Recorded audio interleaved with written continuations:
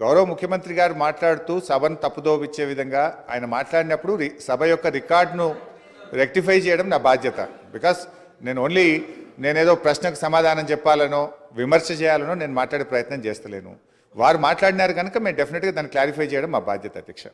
అయితే అధ్యక్ష, ఆ రోజు కామన్ మినిమం ప్రోగ్రాంలో కేసీఆర్ గారు పెట్టించడమే కాదు, షిప్పింగ్ పోర్ట్ఫోలియో అడగకుండానే ఇచ్చారు. ఆ రోజు డిఎంకే పార్టీ నాకు షిప్పింగ్ పోర్ట్ఫోలియో ఇవ్వకపోతే మేము యూపీఐ నుంచి బయటకు పోతామంటే, నేను మంత్రి పదవి కోసం ఢిల్లీ రాలేదు, నాకు ఈ పోర్ట్ఫోలియో అక్కర్లేదు, వారికి ఇచ్చేయండి, నేను వచ్చింది తెలంగాణ కోసమని షిప్పింగ్ పోర్ట్ఫోలియోను స్వచ్ఛందంగా వదులుకున్నటువంటి చరిత్ర కేసీఆర్ గారిది, టీఆర్ఎస్ పార్టీది అధ్యక్ష. ఈరోజు రేవంత్ రెడ్డి గారు మాట్లాడుతూ మేమేదో పదవులు ఇచ్చినామని, పదవులను గడ్డిపోచల్లాగా త్యజించిన చరిత్ర ఈ దేశంలో ఎవరికన్నా ఉందంటే అది కేసీఆర్కు, టీఆర్ఎస్ పార్టీకి ఉంది. త్యాగాల పునాదుల మీద తెలంగాణ తెచ్చిన చరిత్ర ఉంది అధ్యక్ష. అనవసరంగా మేమేదో పదవులు ఇచ్చినామని, మేమేదో పదవుల కోసం పాకులాడినామనేటువంటి విధంగా వారు మాట్లాడద్దు. ఆ విషయానికి వస్తే రేవంత్ రెడ్డి గారు ఏబీవీపీలో షురువు అయిండ్రు, టీఆర్ఎస్లో పనిచేసిండు, తెలుగుదేశంలో వేయండు, కాంగ్రెస్లో వేయండు, మరి రేపు ఆడుంటాడో. పార్టీలు మారిన చరిత్రలు మీకున్నాయి, కానీ మాకు అట్లాంటిది ఏం లేదు అధ్యక్ష.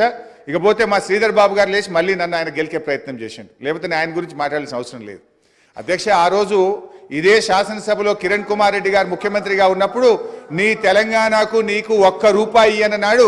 పేగులు దిగదాకా కొట్లాడింది ఎవరు, పెదవులు మూసింది ఎవరో కూడా ఈ రాష్ట్ర ప్రజలకు గుర్తున్నది అధ్యక్ష. ఉన్నారు ఇవాళ ఇక్కడ చాలా మంది, ఆ రోజు ఉన్న వాళ్ళు కూడా ఇక్కడ ఉన్నారు.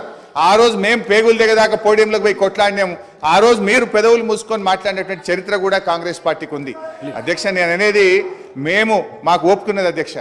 దయచేసి మీరు మా మీద విమర్శలు మాని, ప్రజలు మీకు అధికారం ఇచ్చారు, మీకు అవకాశం ఇచ్చారు, మీరు ప్రజలకిచ్చిన ఆ గ్యారంటీలు ఎలా అమలు చేస్తారో దాని మీద దృష్టి పెట్టే ప్రయత్నం చేయండి. దానికి నిర్మాణాత్మకమైన ప్రతిపక్షంగా మేము సహకరిస్తాం, సూచనలు ఇస్తాం. కానీ ఎంతసేపు మీరు మా మీద నెపాలు నెట్టో, మా మీద బురద జల్లేటువంటి ప్రయత్నం మాని ప్రజలకు మీద ఇచ్చిన హామీల అమలు మీద, పరిపాలన మీద దృష్టి పెట్టండి అని మీ ద్వారా వారికి హితవు